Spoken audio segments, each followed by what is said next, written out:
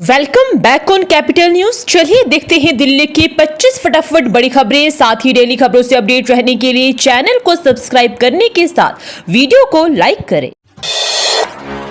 दिल्ली के इस metro station पर जाम से मिलेगी राहत। 10 करोड़ की लागत से होगा सड़क का चौड़ीकरण काम शुरू।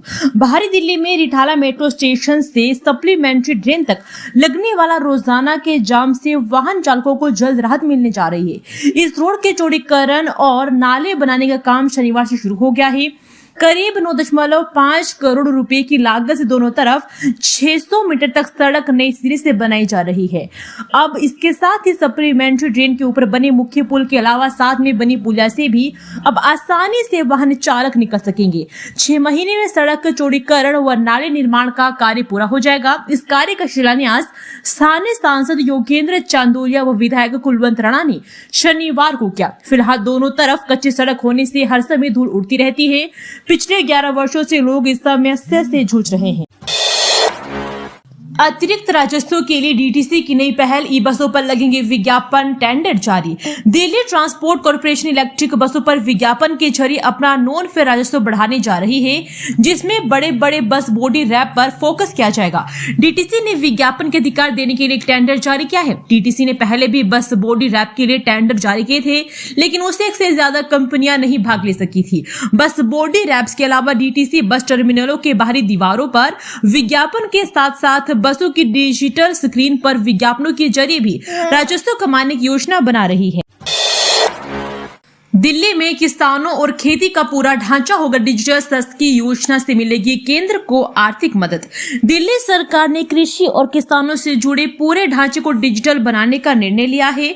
केंद्र सरकार की शासकीय योजना के तहत दिल्ली में किसानों को डिजिटल पहचान और कृषि भूमि का जियो मैप तैयार किया जाएगा। इसके बदले में केंद्र सरकार दिल्ली को आर्थिक सहायता प्रदान करेगी, जो लक्ष्यों की पूर्ति पर आधारित होगी। इस निर्णय से खेत का वास्तविक रिकॉर्ड तैयार होगा और योजनाओं में गड़बड़ी कम होगी। यूनेस्को सम्मेलन के बाद लाल किले के बाहर फिर लोटा बाजार। सुरक्षा इंतजामों पर उठे गंभीर सवाल। यूनेस्को के वैश्विक स्तर के सम्मेलन के बाद लाल किला के बाहर फिर से बाजार लौट आया है। यह सम्मेलन 8 से 13 दिसंबर तक चला। उस ऐतिहासिक बैठक में दीपावली को वैश्विक अमूर्त सांस्कृतिक विरासत का दर्जा मिला। यह बैठक 10 नवंबर को लाल किला के सामने नेताजी सुभाष चंद्र बोस पर आतंकी धमाके के बाद हुआ, जिसने आतंकवाद से लड़ने और उसके विरुद्ध खड़ा होने की देश की जिजीविषा को दर्शाया। बैठक में 1000 से अधिक वैश्विक प्रतिनिधि शामिल हुए। सम्मेलन संपन्न होने के बाद रविवार को एक बार फिर से उसी नेताजी सुभाष मार्ग पर रेहड़ी पटरी वालों का बाजार लुटाया, जिसमें सैकड़ों दुकानें और हजारों खरीदार शामिल थे। दिल्ली में घर का सपना होगा पूरा। डीडीए की नई हाउसिंग स्कीम लॉन्च। मिलेगी 25% छूट। पढ़े कीमत सहित पूरी डिटेल। देश भर के सेवानिवृत्त और सेवारत सरकारी कर्मचारियों के लिए दिल्ली विकास प्राधिकरण ने रविवार को कर्मयोगी आवास योजना लॉन्च की है। इसके पहले चरण में 1168 फ्लैट शामिल किए गए हैं। फ्लैटों को सरकारी कर्मचारी पहले आओ पहले पाओ के आधार पर खरीद सकेंगे। केंद्र सरकार, राज्य सरकार, पीएसयू, स्थानीय निकायों और स्वायत्त संस्थानों में कार्यरत व सेवानिवृत्त सभी कर्मचारियों को इस योजना में फ्लैट खरीदने का अवसर मिलेगा। इस योजना के तहत इन सभी कर्मचारियों को 25% की छूट भी मिलेगी। डीडीए अधिकारियों ने बताया कि इस योजना के तहत 19 दिसंबर से डीडीए वेबसाइट पर ऑनलाइन पंजीकरण शुरू किए जाएंगे। तभी से विस्तृत योजना ब्रोशर भी उपलब्ध हो जाएगा। पहले आओ पहले पाओ के आधार पर 14 जनवरी से श्रेणियों के अनुसार कर्मचारी फ्लैटों की बुकिंग करा सकेंगे। दिल्ली एनसीआर गैस चैम्बर में तब्दील। कई इलाकों में AQI 500 के पार। लोगों की सांस में हो रही है परेशानी। दिल्ली और एनसीआर में प्रतिकूल मौसम के कारण जहरीली हवा की समस्या बढ़ गई है। दिल्ली का AQI 461 दर्ज किया गया, जो इस मौसम का सबसे खराब स्तर है।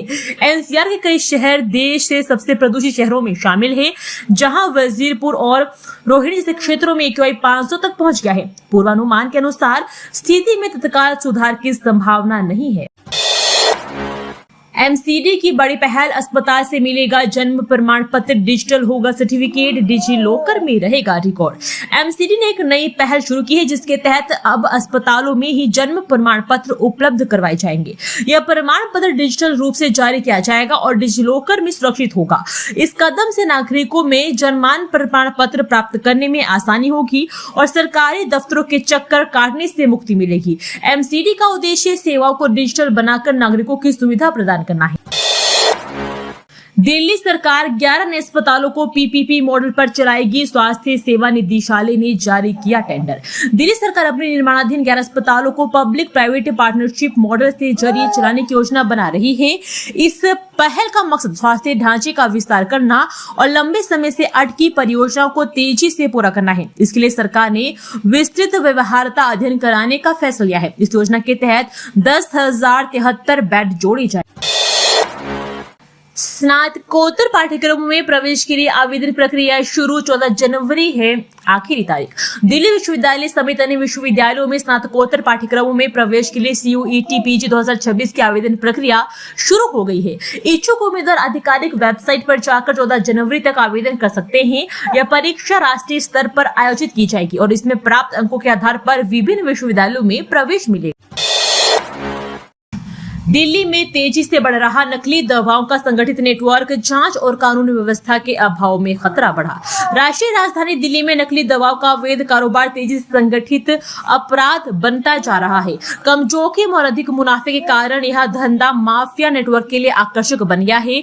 दिल्ली ड्रग कंट्रोल विभाग और दिल्ली पुलिस की संयुक्त कार्रवाई में पिछले 3 वर्षों में 45 करोड़ रुपए से अधिक की नकली दवाएं पकड़ी गई है।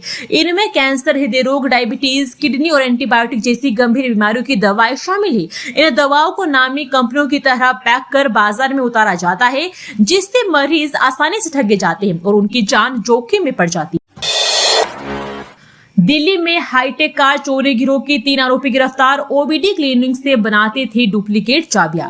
क्राइम ब्रांच की टीम ने कार चोरी करने वाले हाईटेक गिरोह का बांडाफोड़ करते हुए गैंग लीडर समेत 3 आरोपितों को गिरफ्तार किया है।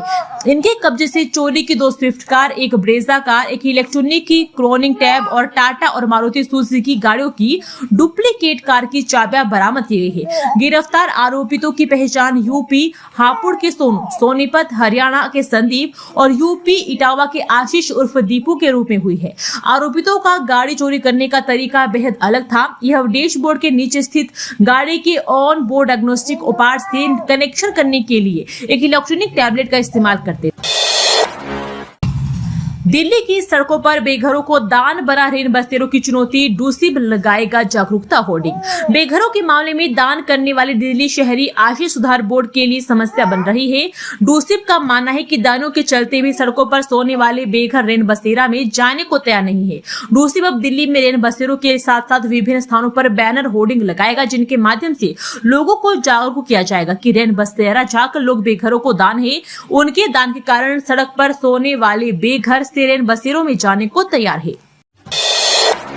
दिल्ली हाईकोर्ट ने शत्रु संपत्ति अधिनियम को बरकरार रखा, भारत रक्षा नियम 1962 और 1971 की संवैधानिक वैधता कायम। दिल्ली हाईकोर्ट ने शत्रु संपत्ति अधिनियम को बरकरार रखते हुए भारत रक्षा नियम 1962 और 1971 की संवैधानिक वैधता को कायम रखा। अदालत ने इस अधिनियम की आवश्यकता और महत्व पर जोर दिया, साथ ही राष्ट्रीय सुरक्षा और अखंडता के लिए इसके समर्थन को भी महत्वपूर्ण बताया। यह फैसला शत्रु संपत्ति के प्रबंधन और नियंत्रण से जुड़े मामलों में एक महत्वपूर्ण कानूनी मिसाल कायम करता।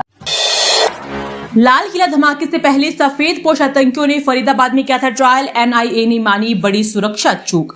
राष्ट्रीय सुरक्षा एजेंसी की जांच में पता चला है कि सफेद पोश आतंकियों ने लाल किला के समीप 10/11 को हुए आत्मघाती हमले से करीब 1 वर्ष पूर्व फरीदाबाद में विस्फोटक का ट्रायल किया था। वे ट्रायल अल-फलाह यूनिवर्सिटी से चंद किलोमीटर दूर ध्वज क्रशर जोन में किया गया था।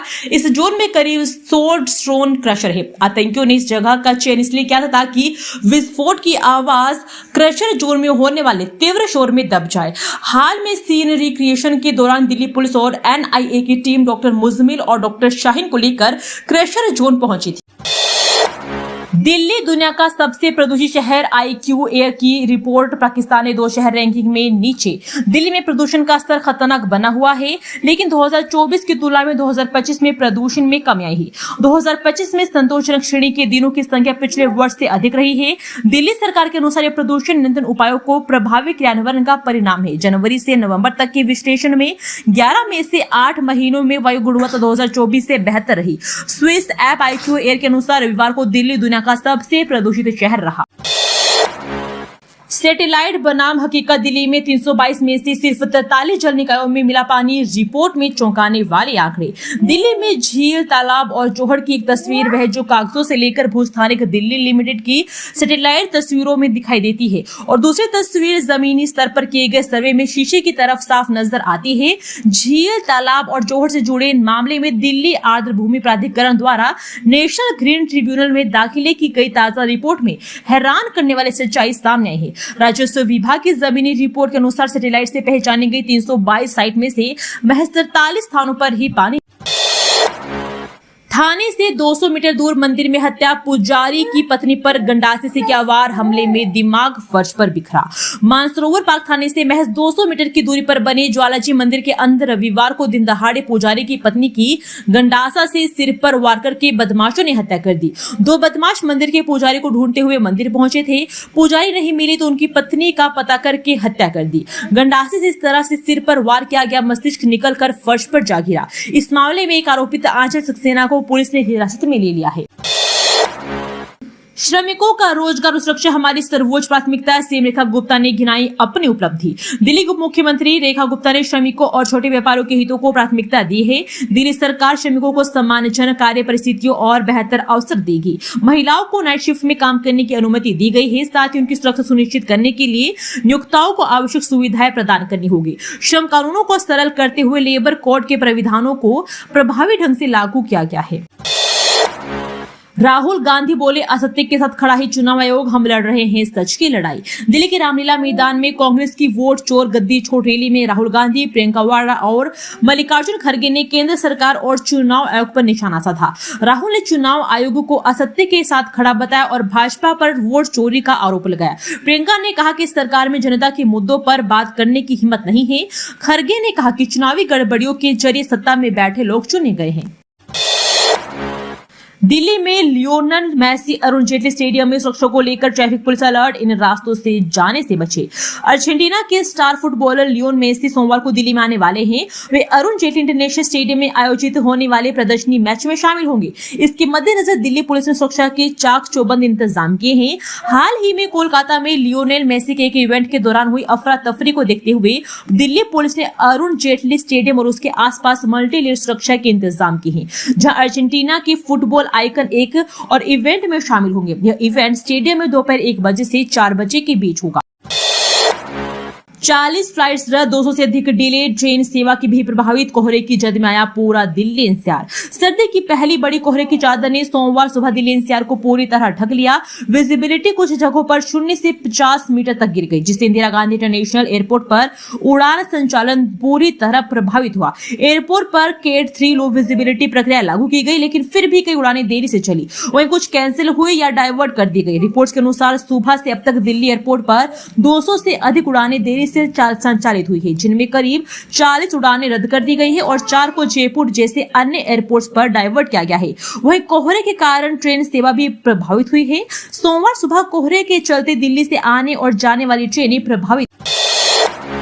डिजिटल अरेस्ट के नाम पर ठगी से सावधान। दिल्ली पुलिस ने लाइव स्ट्रीमिंग से वरिष्ठ नागरिकों को किया जागरूक। साइबर धोखाधड़ी एक गंभीर और तेजी से बढ़ती समस्या बन चुकी है। जालसाज फर्जी कॉल, लिंक, ईमेल और इंटरनेट मीडिया के जरिए लोगों की निजी जानकारी और बैंक विवरण हासिल कर ठगी कर रहे हैं। डिजिटल अरेस्ट, केवाईसी अपडेट और लोन और इनाम के नाम पर लोगों को भ्रमित किया जाता है। इनमें सबसे अधिक बुजुर्ग और कम तकनीकी ज्ञान वाले लोगों को शिकार बनाया जा रहा है। इससे न केवल आर्थिक नुकसान होता है, बल्कि मानसिक तनाव भी बढ़ रहा है। दिल्ली में वायु प्रदूषण का स्तर चरम पर, प्रशासन की लापरवाही से धूल में उड़ रही ग्रैब 4 की पाबंदियां। दिल्ली में वायु प्रदूषण का स्तर चरम पर, प्रशासन की लापरवाही से धूल में उड़ रही ग्रैब 4 की पाबंदियां। दिल्ली में वायु प्रदूषण का स्तर गंभीर है, पर प्रदूषण नियंत्रण एजेंसियों की लापरवाही जारी है। सरकारी एजेंसियों की लापरवाही जारी है। सरकारी एजेंसियों द्वारा टूटी सड़कों और मलबे के ढेरों से उड़ती धूल की समस्या बनी हुई है।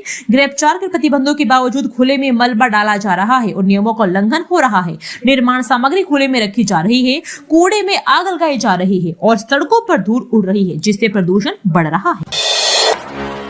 दिल्ली कैंट में यूट्यूबर प्रदीप ढाका ने विधायक के बेटे पर लगाया मारपीट का आरोप, दोनों पक्षों से शिकायत दर्ज। दिल्ली कैंट में यूट्यूबर प्रदीप ढाका ने विधायक वीरेंद्र सिंह कादियान के बेटे अंकित पर मारपीट का आरोप लगाया है, जबकि अंकित ने भी प्रदीप के खिलाफ शिकायत दर्ज कराई है। प्रदीप ने आरोप लगाया है कि नशे में धुत अंकित और उसके साथियों ने गाली गलौज और मारपीट की। विधायक ने आरोपों को निराधार बताया और कहा कि यह मामला रेल बनाने से जुड़ा है, जिससे लोगों को परेशानी हो रही थी। पुलिस मामले की जांच कर रही है।